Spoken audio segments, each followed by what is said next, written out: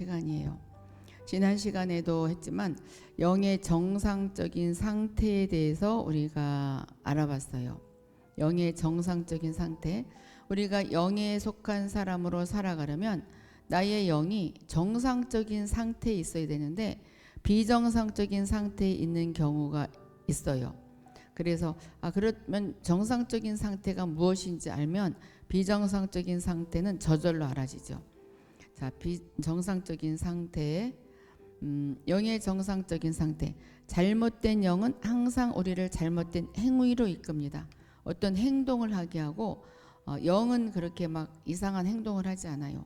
만일 믿는 이가 영을 조차 행하기 원한다면 순간순간 자기 자신을 정상적인 상태로 보존시켜야 한다. 자기 자신을 정상적인 영의 상태로 보존시켜야 하려면 어떻게 해야 돼요?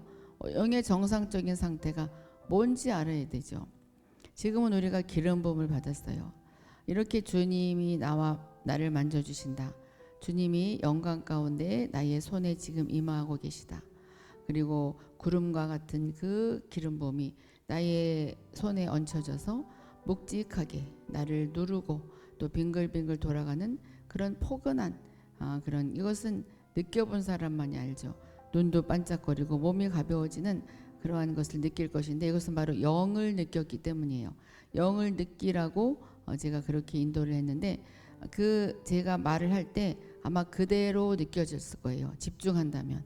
집중하지 않으면 소용없고. 그래서 정상적인 상태가 어떤 상태인지 한번 볼게요. 지난 시간에 했어요. 첫 번째는 통회하는 마음이 항상 있어야 한다. 통회 자복하는 마음이 항상 있어야 한다. 처음 예수 믿을 때 회개하고 돌아온 그거 말고 매일매일 나는 잘못한 것을 자중하면서 느껴야 되고 인정해야 된다. 이게 바로 인정만 하면 되죠. 인정하고 주님께 고백하는 그것이 바로 통회하는 마음. 그런 마음이 항상 있어야 그것이 영의 정상적인 상태다. 나는 한번 회개했으니까 나는 잘못한 거 없어.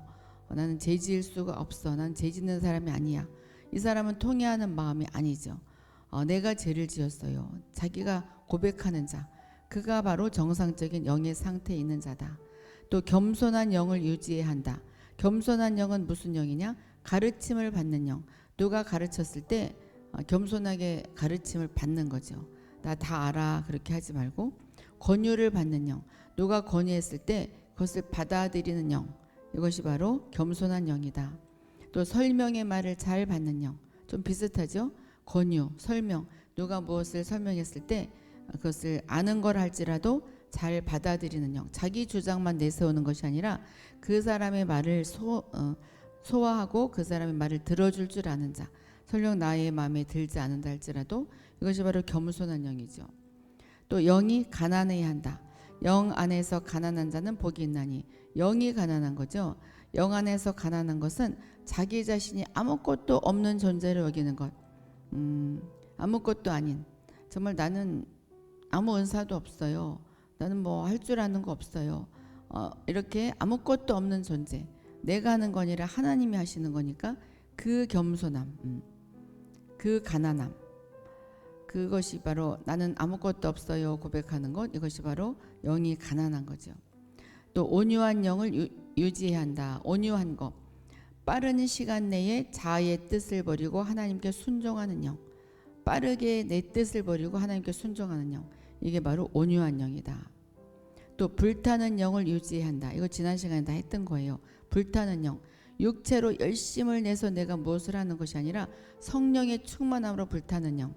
항상 단일하게 하나 좌로나 우로나 치우치지 않고 오직 일정하게 항상 단일하게 주님만을 섬기는 영. 이게 바로 불타는 영이다. 성령으로 불타는 영이다. 오늘부터 할 것은 냉철한 영. 냉철한 영을 가져야 한다. 냉철하다는 것은 뭐 냉담하다, 냉정하다 그게 아니라 명철한, 냉철한 영을 가진 사람은 명철한 자니다. 명철하다는 것은 똑똑하다는 것이죠. 지식이 있다. 이것은 무슨 세상적인 그 공부를 많이 해서 학력이 많다는 그것이 아니죠. 영적으로 명철한 자, 지식이 있는 자. 우리는 영이 항상 성령으로 불타야 되지만 또 냉철해야 되죠. 성령으로 불타기만 하고 냉철함이 없다면 이렇게 혼으로 가기 때문에 막 행동이 엉망이 돼요. 불탄다는 것은 부지런하여 게으르지 않고 주를 섬기는 것. 부지런해서 게으르지 않고 주를 섬기는 것. 이것이 바로 성령의 불타는 영이에요. 근데 이제 냉철함은 지식이죠, 지식. 그러니까 나 혼자 불타서 성령으로 불타서 부지런히 하고 이렇게 해야 되지만, 그렇지만 남들을 위해서는 이것은 내가 좀 자제해야 되겠다. 뭐 이것은 뭐 냉철함이고 지식이죠. 또 나는 성령으로 불타서 나는 막 뛰고 이 자리에서 영춤을 추고 영찬양을 하고 그것이 좋은 거죠. 좋은 거지만 그것을 지식이 있고 냉철함이 있다면 자제할 줄 아는 거죠. 이것이 바로 냉철함이고 지식이고 냉철한 영이에요. 영에 속한 사람이 되려면 냉철한 영을 가져야 한다. 질서가 있어야 되는 거죠. 마음대로 하는 것이 아니고, 만일 우리의 영이 냉철하지 않다면 우리는 종종 지나친 행동을 하게 된다. 지나치게 뛰어넘는 거죠. 뛰어넘어. 권위도 뛰어넘고 자기가 막 다 잘난 것 같지. 원수의 목적은 무엇이냐? 사탄의 목적은 성도를 정상 궤도에서 벗어나게 해서 그의 영이 성령과 접촉을 잃게 하는 데 있다. 그렇게 자기 자신을 나타내게 된다면 성령과의 접촉은 잃게 되고 그저 내가 혼적으로 가는 거죠. 꼭 영적인 사람 같아. 난 열심으로 무언가 교회를 위해서 봉사하고 또 영적인 예배를 굉장히 잘 드리는 것 같고, 누가 열심히 기도하고 예배 드릴 때 나는 그냥 막 내가 성령이 임했기 때문에 자기 멋대로 막 행동을 해요. 이것은 지나친 행동이죠. 이것은 영과 접촉하는 것이 아니라 혼과 접촉하는 행위예요. 혼과. 어떤 느낌이 있어야만 하나님이 나와 함께한다. 느낌이 없으면 난 하나님이 떠났나 보다 막 이렇게 생각하고, 또 나는 막 어떤 사람은 하여튼 여러 가지가 있어요. 여러 가지가 있는데 어떻게 이렇게 보면 성령에 임해서 하는 행동이 있고, 아니면 그것을 이용해서 악한 영이 또 행동하게 하는 것도 있어요. 그러니까 이상한 행동들 하는 사람 많이 있잖아요. 그래서 잘 구분을 해야 돼. 저 사람은 굉장히 영적으로 뛰어나다. 그렇게 판단을 하기가 쉬운데 사실은 영과 혼을 구분을 하지 못하기 때문에 영을 따라가는 것이 아니라 혼을 따라가는 거죠. 그러니까는 느낌만 따라가고 어떤 분위기만 따라가고 이런 것이 바로 좀 냉철하지 않은 영이다. 참 구분하기가 힘든데 이제 성경을 많이 읽거나 기도를 많이 하면 이게 구분할 수 있어요. 영과 생각은 본래 긴밀히 연결되어 있다. 그래서 영의 사람은 생각이 영을 따라오게 되어 있는데 혼의 사람은 생각이 혼을 따라가죠. 영이 냉철하지 않을 때에 생각은 자극을 받게 되고, 생각이 일단 불타게 되면 믿는 이의 많은 행위는 스스로 통제하지 못하여 비정상적이게 된다. 비정상적인 행동으로 치닫게 된다. 아마 여러분들이 이것을 보면서 그렇구나, 아마 좀 알 거예요. 제가 설명하기가 좀 애매해요. 어떠한 것이 진짜 성령의 행동이고 어떤 것이 마귀의 행동인지 제가 설명하기도 좀 애매해. 근데 이제 그때 보면 판단이 되죠. 그러니까는 생각으로 이것이 영적인 행동이다. 그러면서 그런 분이 있어요. 어떤 제 애국 강사가 왔는데 그냥 그분만 보면 막 몸을 이상한 막 행동을 해.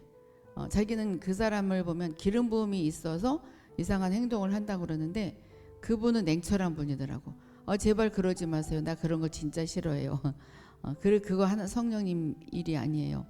좀 너무 마음에 들었어요. 동일하게 한다면 그것은 동일하게 냉철하지 않은 거예요. 기름 부음이 느껴진다고 그렇게 또 물론 그것이 사모하는 마음에 그럴 수 있어요. 사모하는 마음에 그럴 수 있는데 그것이 그 사람 상대방이 싫어하면 하지 말아야 되죠. 그래서 믿는 이의 믿지만 크리스천이지만 자기 스스로 통제하지 못하는 비정상적인 영. 남들은 다 예배를 드리고 설교 듣고 있는데 혼자서 춤추고 혼자서 영찬양하고 혼자서 서서 예언하고 혼자서 중얼거리는 자. 이 비정상적인 행위죠. 나는 그것은 냉철하지 못한 거예요. 자기는 스스로 어떤 성령님의 음성을 듣고 행동했다 할지라도 거기에 어울리지 않는다면 성령님은 신사적이셔요.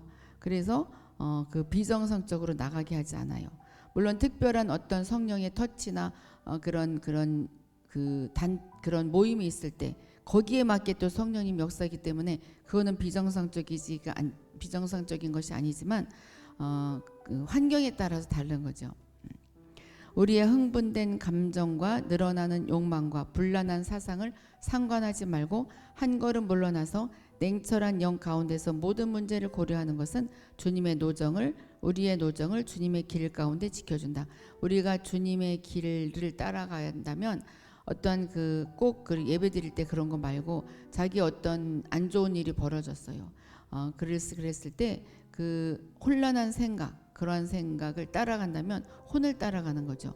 그 아무리 불란한 생각, 나에게 어떤 슬픈 일이 닥치고 또 어떤 갑자기 낭떠러지로 떨어지는 듯한 그런 일이 있을 때 그때야말로 냉철한 영으로 모든 문제를 고려하는 자, 그 자가 바로 주님의 길로 걸어가는 그 노정을 걸어가는 자다. 그러니까는 어떠한 환경이 갑자기 어떠한 사건이 벌어졌을 때 막 흥분될 수 있어요. 흥분되고 화가 나고 슬프고 그럴 때야말로 영을 터치해서 나의 영은 지금 어떻지? 영을 따라가는 자. 그때 혼과 영을 딱 분리할 수 있는 자. 그 자가 바로 영에 속한 사람이다. 한번 가만히 생각해 보셔요. 우리는 어떠했나? 되게 막 그 환경에 막 끌려갔죠. 근데 이제 한번 이런 것을 배우면 아니다. 내가 지금 이 환경에 끌려가서 금방 화를 내고 금방 슬퍼하고 금방 울고 금방 누구한테 뭐라고 하고 그럴 환경이 아니구나. 내 영은 그렇지 않구나. 영은 잠잠하구나. 그럼 내가 입도 잠잠해야지. 그렇게 하는 거죠. 우리는 우리 자신을 알고 있어요. 하나님도 알고 있고 사탄도 알아요. 뭐 다 아는 건 아니지만 알잖아요. 그리고 모든 것을 통찰하고 있어요. 그래서 우린 영 안에서 일종의 안정을 가져야 된다. 혼에 속한 사람 같이 하지 말고 안정을 가져야 된다. 그러니까는 다니엘이 사자굴에 집어 던져졌을 때 진짜 그 안정됨을 찾았어요. 영의 안정됨을 찾듯이. 그거야말로 진짜 무서운 일이지만 영의 안정함을 찾듯이 정말 그러한 불구덩이에 들어가던 그 세 친구들과 같이 안정함을 찾는, 그게 바로 영과 혼을 구분하는 거죠. 우리의 영에 말할 수 없는 안정을 갖기 위해 성령은 믿는 이의 영 안에 충만되어야 되고, 그러려면 성령으로 충만해야 된다. 성령으로 충만해야 된다. 사람들은 성령으로 충만한 것이 그냥 소리 지르고 막 방방 뛰고 그러한 것만 성령으로 충만하다 그러는데, 진짜 성령으로 충만한 자는 고요해요. 고요하고 고요한 그 영의 터치를 받는 자. 믿는 이의 혼은 완전히 거절되어야 된다. 그래서 혼의 생각을 잘라버리는 자, 그 자가 바로 영적인 사람이다. 환경에 혼에 어떤 변화가 있더라도 영을 안정되게 유지해야 한다. 내가 사업이 갑자기 망했어. 그래도 나의 영은 요동함이 없어요. 그 영을 안정되게 유지할 때 그때 나의 생활이 안정되게 가는 거죠. 그때 함께 막 흥분되면은 다 모든 것이 뒤죽박죽이 돼버리죠. 우리의 영은 바다 표면의 풍랑이 아무리 세차게 몰려와도 잔잔하고 움직이지 않은 바다 밑과 같아야 된다. 바다 표면이 풍랑이 일어서 바람이 세차게 불어차도 바다 밑바닥을 생각해 보셔요. 정말 움직이지 않고 요동하지 않아요. 바다 밑과 같아야 한다. 그러니까는 이렇게 이 표현이 너무 좋은 것 같아요. 그렇죠? 어떠한 나에게 흥분되는 일, 화나는 일, 정말 감당할 수 없는 일, 그런 일이 있을 때 이것은 바다 표면에서 이루어지는 일이다. 내 밑에 잔잔한 그 영은 지금 요동치 않고 정말 고요하다. 그러면 나는 고요함을 찾는 거죠.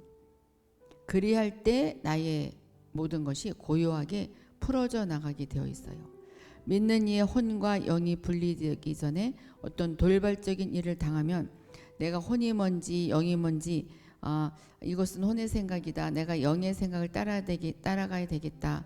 그러한 것을 알기 전에 어떤 돌발적인 일이 생기게 되면 그의 온 존재는 즉시 불란해지거나 당황하게 되거나 속수무책이거나 마음이 요동하기 마련이다.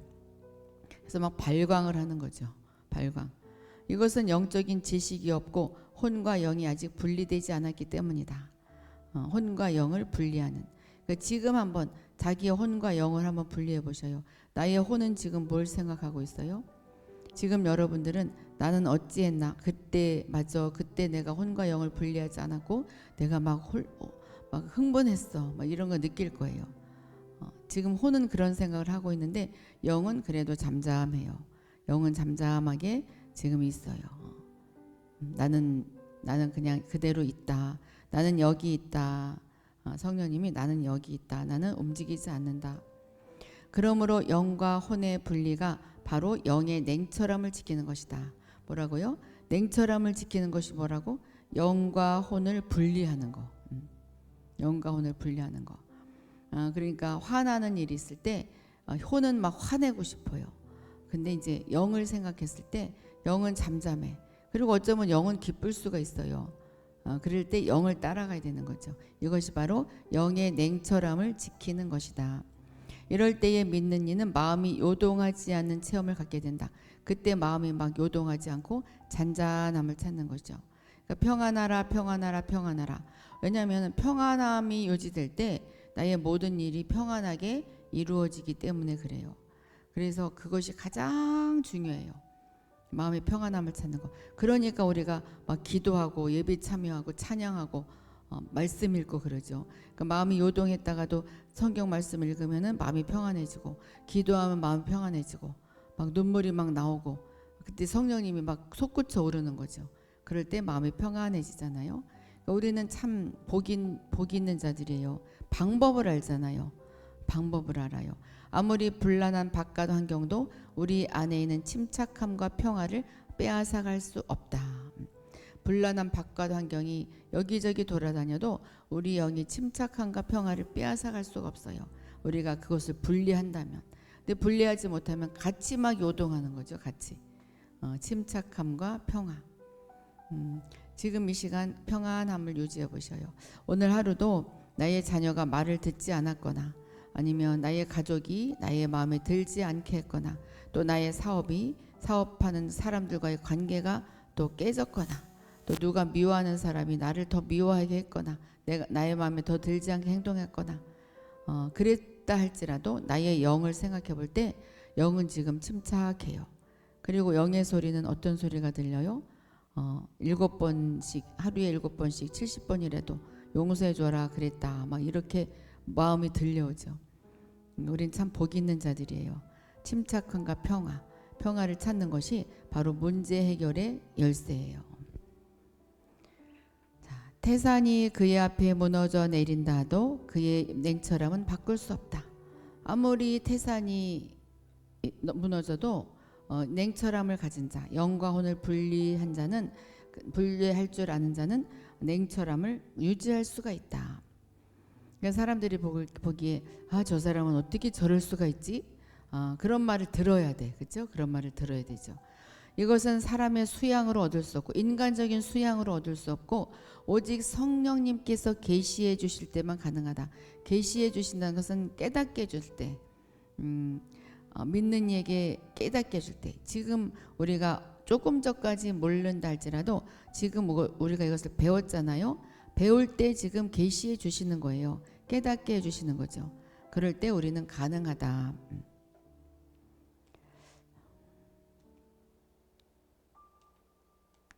자, 이것은 그의 혼이 영을 지배하지 못하도록 성령의 속박을 당할 때래야 가능하다. 이것은 무슨 말이냐면 혼과 영이 있어요. 근데 이제 그 영이 혼을 속박해야 돼.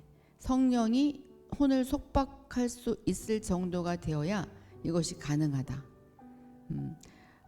혼이 영을 속박하면 안 되죠. 그러니까는 나의 혼이 막 자유자재로 돌아다닐 때 영이 그 혼을 그러지 마. 영에 집중해. 그래서 혼이 영을 딱 따라가면 이것은 성령이 혼을 속박한 거예요. 그럴 때라야 냉철함을 유지할 수가 있다. 그래서 영의 냉철함. 여기에 문제는 바로 의지를 통제하는 것과 관계된다. 이것은 무슨 말이냐면 그때 의지를 사용하는 거죠. 이 지금 나의 혼이 지금 불란한 가운데 어떤 상황 가운데 내가 그 상황을 내가 따라가고 있구나. 환경을 내가 따라가고 있구나. 내가 그 사람이 나를 화나게 했는데 거기에 내가 따라가고 있구나. 또 내가의 모든 일들이 다 잘 안 돼서 내가 실망했는데 내가 거기에 따라가고 있구나. 안 되겠다. 저 혼을 잡아야 되겠다. 그래서 영이 쫓아가서 그 혼을 딱 잡아와서 너 잠잠해. 그것은 무엇으로 해야 되냐면 의지가 해야 된다. 그렇게 해야 되겠다. 의지를 사용을 해야 되죠. 우리가 교회를 갈 때 교회에는 나는 하나님이 나를 사랑하시니까 교회에 저절로 갖다 앉혀 놓을 것이야. 기다린다면 평생 못 가요. 내가 의지를 사용해서 발로 걸어서 가야 되듯이 내가 나의 혼과 영이 분리됐을 때 혼을 딱 잡아서 영이 터치할 수 있도록 제자리에 갖다 놓는 것. 그것은 바로 내가 의지를 사용해야 된다. 우리의 영은 우리의 의지의 다스림 아래 있어야 된다. 그래서 의지가 필요해요. 의지를 사용하지 못하면 아무것도 못하죠. 여러분들이 여기 창에 들어갈 때도 여기에 들어가야 되겠다. 의지적으로 들어왔어요. 나는 영에 속한 사람이니까 하나님이 저절로 여기 창에 뜨게 해서 이름을 올려주실걸? 말도 안 되잖아요. 의지적으로 이렇게 자기의 샬롬하고 이름을 올렸어요. 이것과 마찬가지, 이거 사소한 것과 마찬가지로 내 의지로 나의 혼을 붙잡아 올 줄 알아야 돼요. 어떤 화가 났을 때 혼을 꽉 영으로 붙잡아야 돼. 이리 와. 이렇게 속박을 할 줄 알아야 냉철함을 유지할 수가 있다. 자, 여러분 이제 할 수 있어요? 한번 해보셔요. 이거 이제 배웠다 할지라도 이제 끝나고 나서 누가 나를 화나게 했을 때 뭐야, 배운 건 배우고 나는 화를 내버릴래. 나는 도저히 못 참겠어. 이렇게 하는 사람이 있는가 하면 배웠어. 맞아. 나는 화나지만 내가 영이 혼을 붙잡아 와야 돼. 그래서 잠잠하게 해야 돼. 이거는 바로 의지로 실천하는 자죠. 그 의지를 사용해야 한다. 의지 사용하는 것이 사실 굉장히 힘들어요. 나의 의지는 아는데 행동으로 옮기기가 참 힘들어요. 그것을 하는 자가 이기는 자예요. 자, 불탄다는 것은 불타는 것, 성령으로 불타는 것도 우리가 의지가 원하는 것이에요. 나 성령으로 불타고 싶어. 그래서 내가 기도를 시작하죠. 기도 시작할 때도 의지적으로 시작하는 것이지 내가 스스로 가만히 있는데 내가 자고 있는데 입이 열려서 막 방언을 한다. 물론 그런 경우도 있기는 해요. 자다 말고 막 방언하는 경우도 있기는 해.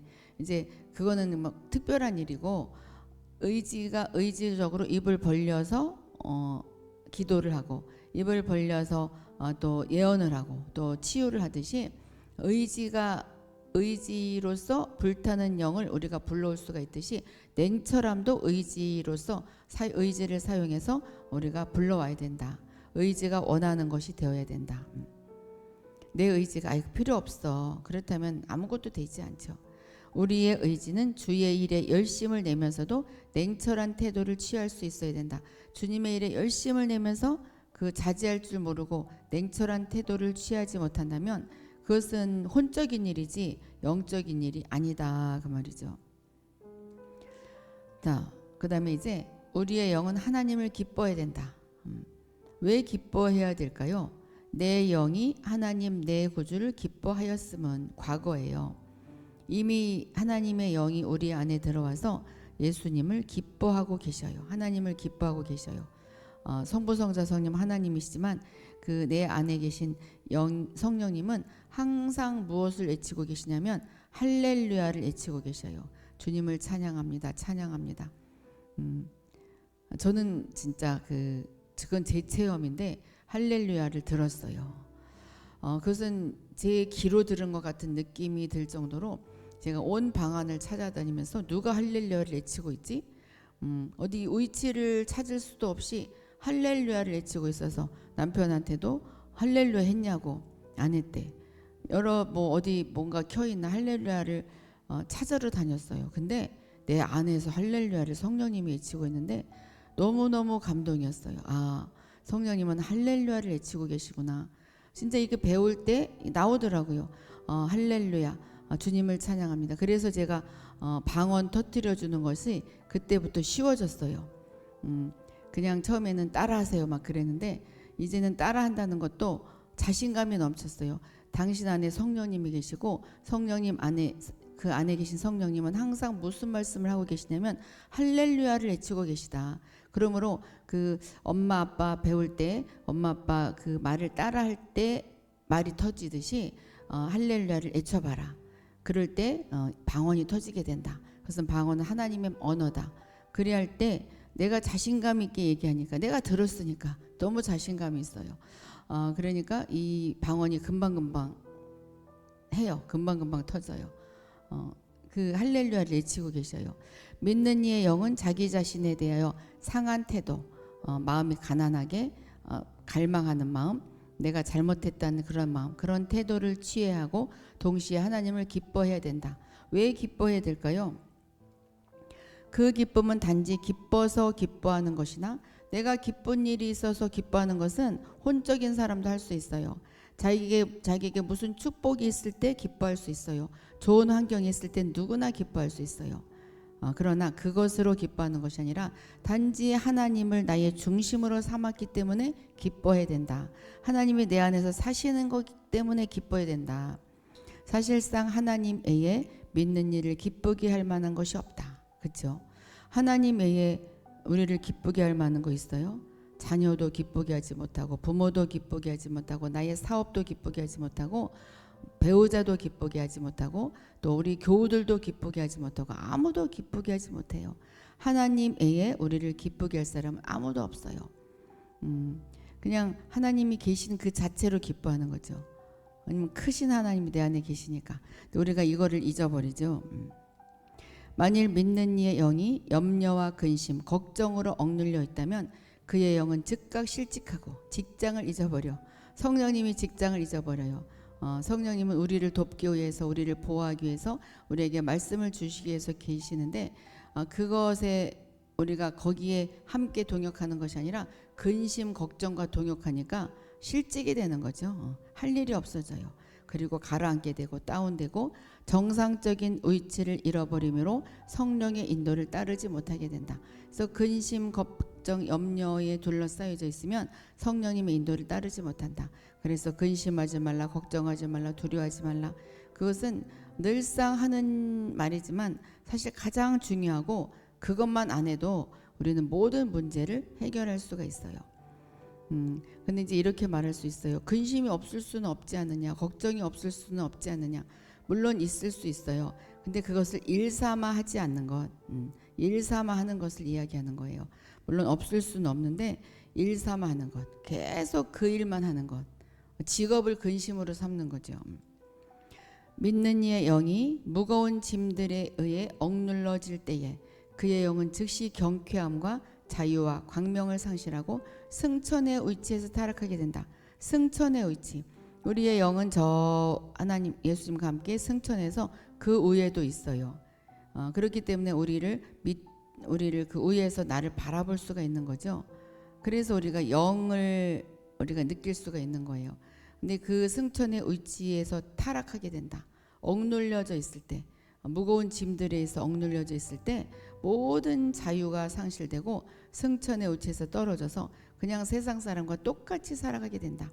이 기간이 길어진다면 영적 생명은 많은 손해를 입게 될 것이다. 그렇죠? 이런 기간이 길어진다면 안 되겠죠? 짧게 빨리 되돌아와야 돼요. 빨리. 그렇지. 요동치 않는 영. 네. 오직 우리의 길은 어떤 길이냐? 하나님을 기뻐하는 삶. 하나님께서 기뻐하는 것을 기뻐하고 하나님께서 이루신 모든 것이 나의 구원이 된다는 것으로 기뻐하는 것이다. 그저 하나님 그 자체로 기뻐하는 것이다.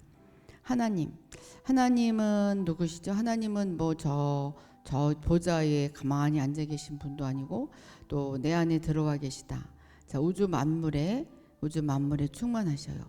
우리 살아가면 나쁜 것이 있고 좋은 것이 있어요. 이렇게 생각하면 돼요. 나쁜 것은 다 사탄이고 좋은 것은 다 하나님이다. 예를 들어서 내 남편이 나를 기쁘게 하고 뭔가 좋은 일을 하고 있다. 그럼 그게 하나님이에요. 또 내 환경이 굉장히 기쁘고 뭔가 화기애애하다. 그것이 하나님이에요. 내가 걱정을 하지 않는다. 그 환경, 그 상태 자체가 바로 하나님인 거죠. 그런데 내가 근심하고 걱정하고 있다. 이것은 그 자체가 바로 마귀인 거죠. 이게 이 하나님. 이거는 하나님을 기뻐하고 하나님께서 기뻐하는 것을 기뻐하고 하나님께서 이루신 모든 것이 나의 구원이 된다는 것으로 기뻐하는 것. 그러니까 하나님을 생각할 때 우리가 나는 하나님을 알아 하지만 정말 모르는 사람 많아요. 하나님은 누구셔죠? 모든 환경이 하나님이고 풍경도 하나님이고 나쁜 것 빼면 다 하나님이에요. 흑백 둘 중에 하나죠. 하나님. 지금 하나님으로 충만해요. 이 채팅창에 들어오신 그 분위기 자체가 바로 하나님이에요. 자, 하나님. 그리고 자기 각자 방에 앉아 있죠. 방에 돌아다니는 그 공기의 기류가 바로 하나님이에요. 그 손을 이렇게 만져보셔요. 하나님이에요. 하나님을 이렇게 느끼는 거예요. 고개를 이렇게 돌려보셔요. 옆에 뭔가 이렇게 공기가 스쳐 지나가요. 바로 하나님이에요.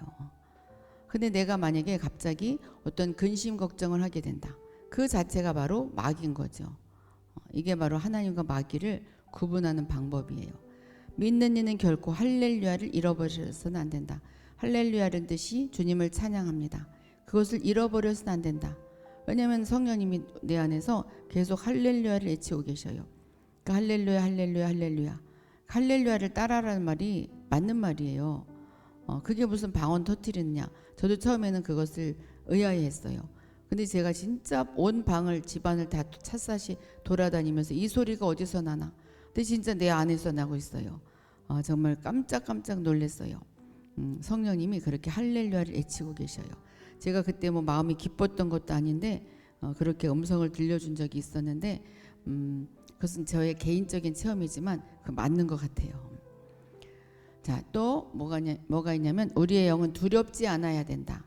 디모데후서 1장 7절 보면 하나님이 우리에게 주신 것은 두려워하는 영이 아니요 오직 능력과 사랑과 근신하는 영이니. 두려워하는 것은 겸손이 아니다. 나는 두려워서 치유를 못하겠어요. 나는 두려워서 예언을 못하겠어요. 그것은 겸손이 아니다.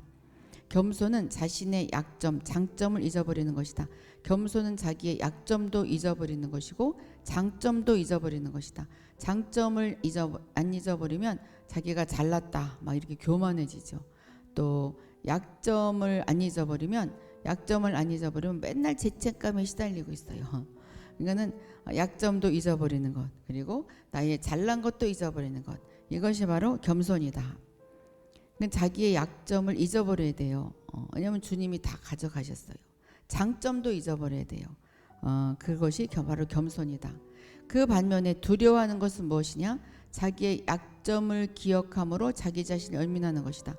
두려워한다는 것은 자기의 약점, 자기의 잘못한 것을 늘 기억해, 늘 곱씹고 나는 정말 잘못한 자다. 나는 죄인이다. 나는 그리고 상처받은 자다. 그러므로 나는 불쌍하다. 나는 불쌍하니까 당신은 나한테 이렇게 해줘야 돼요. 자기는 불쌍하고 자기가 연민의 정이 있기 때문에 자기 자신에 대해서 남들이 이렇게 해줘야 된다고 말해요. 그렇게 안 해주기 때문에 내 상처가 더 깊어졌다고 말해요. 이것은 자기 잘못인 거예요. 자기 약점을 늘 기억하고 상처를 늘 기억해. 그래서 당신이 이렇게 해서 그 옛날의 상처가 되살아났어요. 그래서 그 사람을 막 정죄해요. 그것은 자기 잘못이에요. 물론 그 위치에 올라오지 않아서 그런데 위치에 올라오도록 이끌지 않은 지도자도 잘못이고 또 지도자가 가르쳤을 거예요. 그것을 따라가지 않은 자도 잘못이고 둘 다 잘못인 거예요. 참 하나님은 가르쳐 주셨고 하나님은 우리가 사사건건 물러나고 위축되는 것을 기뻐하지 않으신다. 위축되고 물러나고 두려워하는 것을 기뻐하지 않으신다. 하나님은 우리가 한 면에서 우리 자신에게 아무것도 없음으로 인해 떨고 다른 한 면으로 그분의 능력으로 인해 담대히 전진하기를 원한다. 그러니까 우리가 어떻게 하는 것을 하나님이 원하시냐면 나는 가난해요. 나는 영으로 가난해요. 나는 정말 아무것도 할 수 없지만 주님을 믿고 나가요. 나는 아무것도 없어요. 그래서 그렇게 주님을 두려워하고 또 한면으로는 주님께서 나에게 능력을 주셨어요.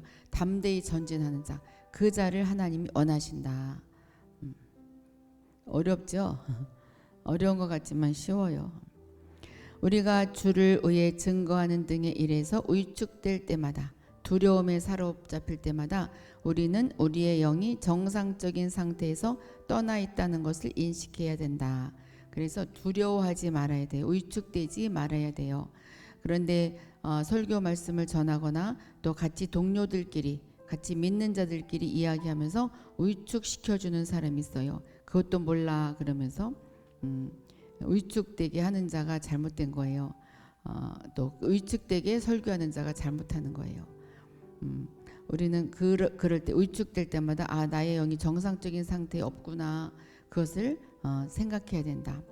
우리는 우리의 영을 두려움 없는 가운데 보존시켜야 된다. 두려움이 없어야 된다. 원수를 대적하려면 우리의 영은 강건해야 하고 세상 사람을 대할 때 사랑이 있어야 하며 자기 자신에 대해서는 근신하고 자중해야 된다. 자기 자신에 대해서 늘 살펴야 된다. 근신해야 된다는 것은 자기 자신에 대해서 늘 살펴야 된다. 살필 때 나의 상처를 기억하지 말고 잘못한 것을 기억하지 말고, 그것은 이미 십자가에서 다 이루어진 것을 오지 않는다면 자기가 선포하면서 나가야 되죠. 올 때까지 그런 마음이 들 때까지 그래야 돼. 어떤 사람은 자기는 아직 구원의 확신이 없다고 그래요. 그래서 구원의 확신은 없는데 이미 그것이 이루어졌다고 자꾸 시인해요. 시인하면 돼요. 그런데 알긴 아는데 잘 안 된다고 그러는 사람이 있고, 또 거기 그렇게만 얘기해 준다고 또 화내는 사람도 있어요.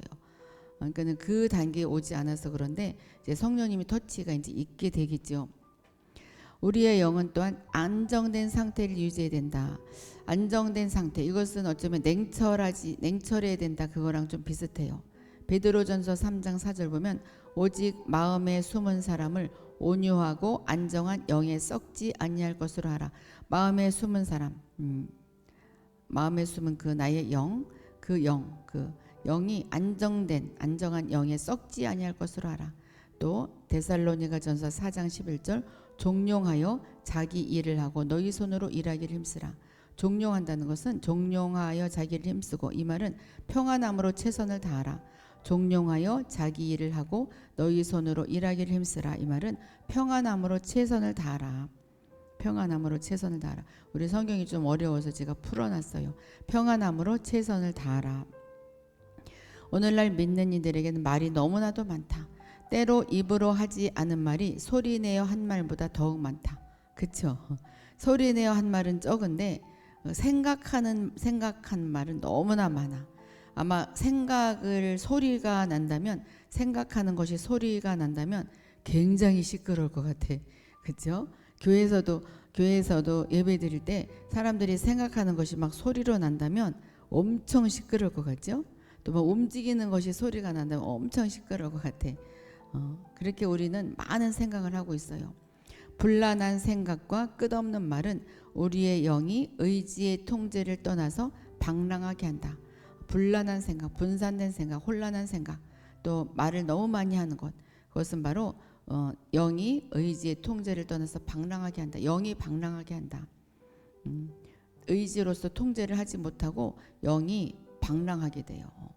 그러니까 우리가 말을 좀 꼭 할 말만 하고 정말 그 필요한 말만 해야 되는 거죠. 그렇지만 또 너무 또 필요한 말만 또 하는 것도 좀 그렇고, 할 말은 해야 된다는 것이 입 딱 다물고 그냥 대답만 하라는 것이 아니에요. 정말 그 사람한테 만약에 정말 그 미사 여구가 필요하고 또 여러 가지 단어가 필요하다면 그 사람한테 그렇게 말을 해주는 것이 참 좋아요. 이렇게 말 많은 것을 이야기하는 것이 아니에요. 너무 또 말이 없고 그런 것은 좀 너무 딱딱하죠. 사람들이 마음을 열지 못해. 그렇죠? 풀어진 영은 어떤 영이냐면 하나님께 집중하지 않은 영. 이 풀어진 영은 항상 사람이 육체를 좇아 행하도록 한다. 하나님께 집중하지 않은 영은 육체를 따라가게 만든다. 안정된 영을 가져야만 안정된 입, 안정된 말을 할 수가 있다. 영이 안정되어야 안정된 말을 할 수가 있는 거죠. 우리는 영에 있는 것을 마음으로 말해내기 마련이다. 영에 가득한 것을 입으로 말하게 되어 있어요. 그러니까 저 사람 마음에 영에 무엇이 있나 파악하려면 처음 만났을 때 또 대화하는 가운데 그 사람 입에서 무엇이 나오나 그것을 파악하면 돼요. 아, 이 사람은 이런 생각으로 꽉 차 있구나. 이 사람은 영의 사람이다. 혼의 사람이다. 파악이 되죠. 말하는 것을 보면 파악이 돼요. 주제를 보면 파악이 돼요. 이번엔 마지막이에요. 신선한 영을 유지해야 된다. 로마서 7장 6절 보면 영의 새로운 것으로 채워라. 이것은 영적 생명과 일에서 가장 중요한 단계이다. 낡아진 영은 어떤 감동도 주지 못한다. 낡아진 영, 낡아진 영이란 것은 뭐 오래된 뭐 성경 말씀이 뭐 오래된 거가 낡아진 건가요? 똑같이 어제 성경을 읽고 오늘 성경을 읽었을 때 오늘은 신선한 영이 다가올 수 있어요. 그래서 우리가 성경은 꾸준히 읽어 나가야 되는 것이 어제 깨닫지 못한 것이 오늘 깨달아지죠. 생명이 흘러 들어와요. 그거는 그냥 밋밋하게 읽어 나가는 그런 성경 말씀은 감동을 주지 못하지만 어떤 그 신선한 영이 탁 다가와서 감동을 주는 그게 레마의 말씀이죠. 낡아진 영은 능력이 없고 무엇을 간절히 사모하지도 않는다. 낡아진 영은 낡은 사상을 뿜어낼 뿐이다. 여기서 낡아진 영이라는 것은 그냥 지식적인 거죠. 지식적인 것. 그런데 살아있는 생명은 결코 낡은 영에서 흘러나오지 않는다. 지식적인 말씀에서 나오는 것이 아니라 그 지식적인 말씀을 읽을 때 레마로 부딪혀서 생명이 흘러나와요. 이것은 꾸준히 성경을 읽는 자들, 꾸준히 레마로 부딪히는 그 묵상을 하면 묵상이란 것은 계속 되뇌이는 건데 그때 생명이 들어가기가 제일 쉬워요. 살아있는 생명은 낡은 영에서 흘러나오지 않는다. 그러니까 지식적인 설교를 계속 듣다 보면 새로운 영이 터치가 되지 않아요. 그러니까 이 설교하는 분들 자체가 살아있는 생명을 얻어서 그것을 전해야 되는데 그냥 지식적인 것만 전하면 맞는 말이긴 하지만 혼적으로는 받아들이지만 참 많은 것을 배웠다 그러지만 영의 터치가 되지 않아서 뭔가 건조하죠. 낡은 영에서 나온 모든 것은 모두 과거의 것들입니다. 많은 교리들은 참 중요하지만 이 믿는 이의 머릿속에만 미칠 뿐 지식적인 것은 머릿속에만 들어갈 뿐 영 안에 아무런 기초도 세울 수 없기 때문에 그러한 사람의 가르침 뒤에는 사람들의 영을 만져주는 영이 없다. 그래서 사실 우리 그 예언을 막 계속 받으러 오잖아요. 여러분들이 지난주에 받았는데 뭐 내일 또 해준다면 내일 또 받아요. 왜 그러냐면 생명이 들어가기 때문에 그래요. 생명이 들어가요. 그러니까 이거는 있는 것을 이야기해 주는 것이 아니라 그때 그 감동 하나님이 주시는 그 감동을 이야기해 주기 때문에 뭔가 다가오죠. 이것은 밋밋하지 않아. 뭔가 나의 영을 터치해 줘. 그래서 일주일 동안 내가 이 말씀으로 살았어요. 그것이 틀린 말이 아닌 것이 만져주는 영이 들어왔기 때문에 그래요. 근데 이 예언도 또 잘해야 되는 거지. 예언도 또 막 지식적으로 한다든지 막 뭐라 그럴까 영의 감동이 없이 한다든지 또 그 사람을 교정해 주기 위해서 한다든지 그것은 만져주는 영이 없고 혼을 만져주기 때문에 그냥 받아도 아무런 감동이 없고 짜증만 날 수도 있죠. 근데 여러분들이 막 계속 듣고 싶어하는 거 만져주는 영이 있기 때문에 그런 것 같아. 참 신비로운 일이죠.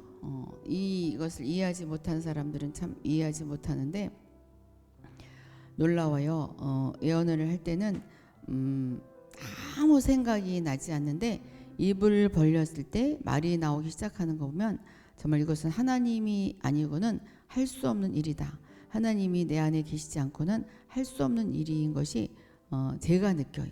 아마 여러분들도 이제 예언을 이제 배우기도 하고 하지만 이제 아마 느낄 거예요. 나는 정말 못할 것 같은데 나오잖아요. 여러분들 많은 간증을 제가 들었어요. 그게 바로 하나님의 영, 새로운 그 만져주는 영이 나를 통해서 이렇게 흘러나가는 거죠. 많은 때에 우리는 주 안에서 항상 새로운 것을 얻는 그리스도인들을 본다. 저 사람은 왜 맨날 새롭지?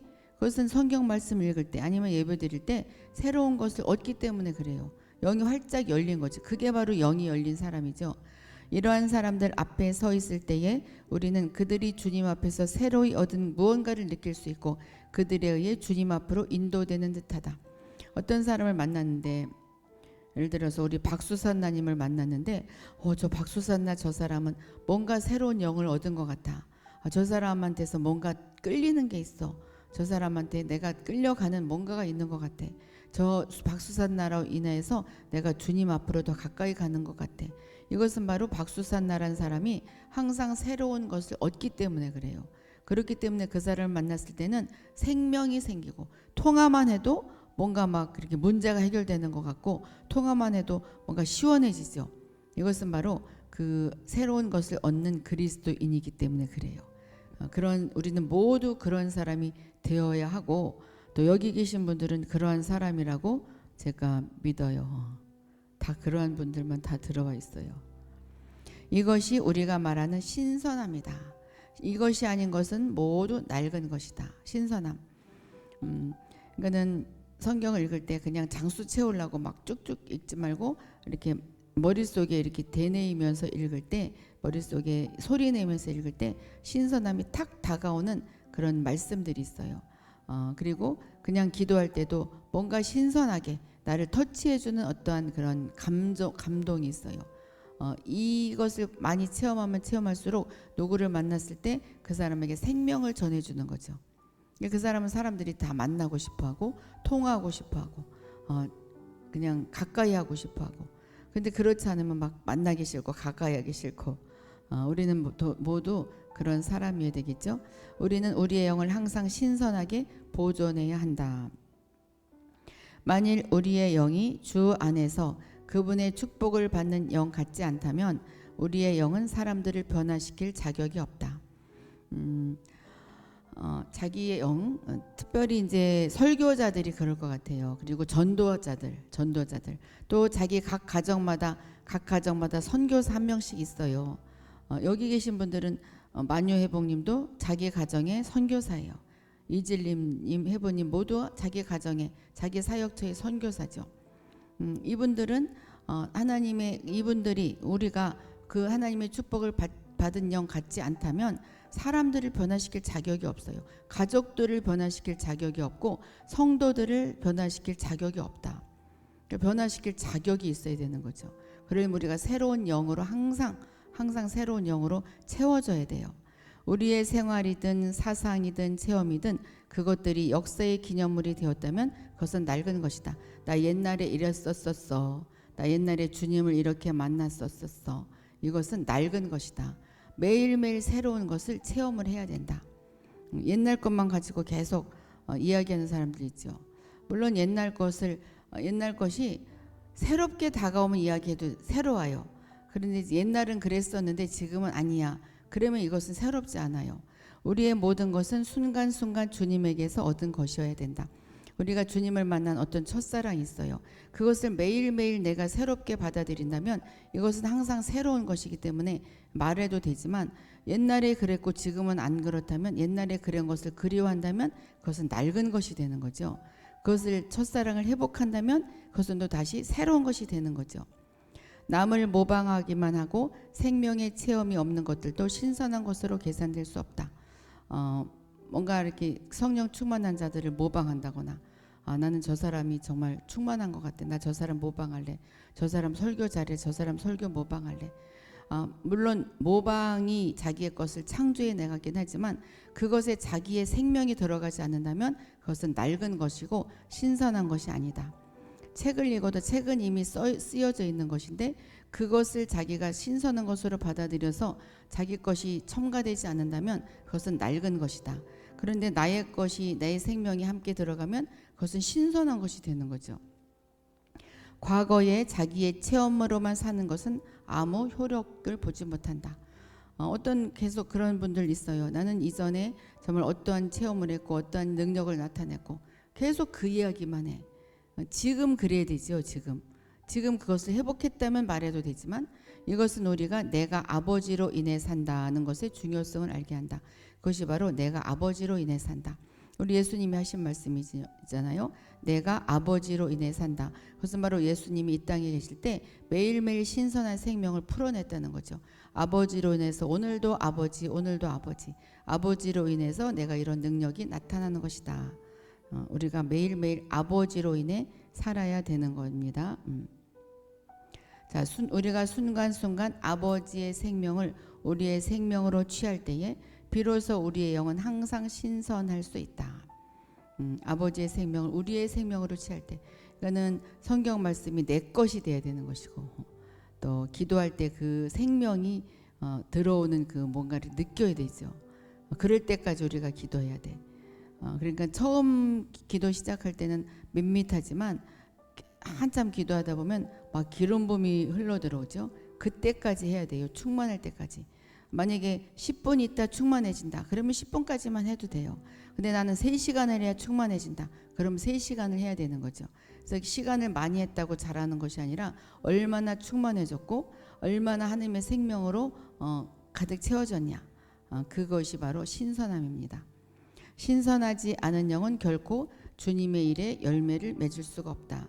또한 신선하지 않은 영은 생명에 있어서 영을 조차 행하지 못하며 싸움에서 영적인 싸움에서 이기지 못한다. 낡은 영은 하나님을 만나본 적이 없기 때문에 결코 이 영으로는 사람에게 생명을 줄 수 없다. 낡은 영, 그냥 과거 지나간 영은 하나님을 만나본 적이 없다. 하나님을 인격적으로 만나고 뭔가 생명으로 만나야 되는데 그런 것이 없으면 사람들에게 생명을 줄 수가 없죠. 자기가 고기를 먹어봐야 고기를 추천할 수가 있어요. 자기가 맛있는 음식을 먹어봐야 그것을 추천해서 그 집에 가보라고 하지. 그래서 자기가 하나님을 만나야 하나님을 만날 수 있는 그런 생명을 불어 넣어 줄 수가 있죠. 그러니까 하나님을 어디서 만나요? 말씀에서 만나고 기도에서 만나고 정말 그 임재 가운데 만나고. 그러니까 우리가 조금이라도 주님의 임재를 체험하고 싶어서 아까 막 임재 주님 만져주세요 막 그러잖아요. 이렇게 갈망을 해야 돼. 물론 그것만 하면 안 돼요.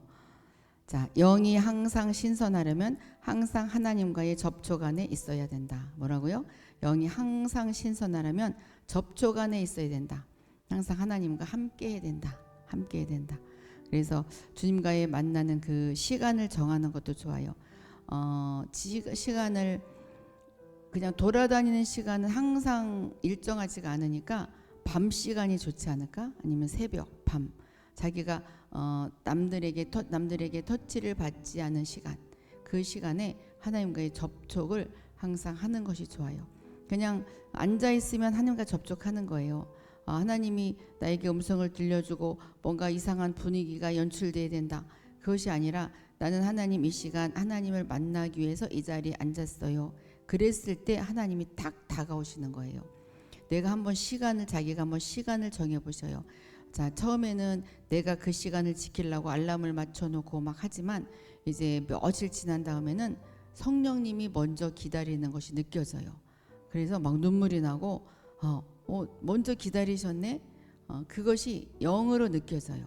그러니까 막 감동이죠.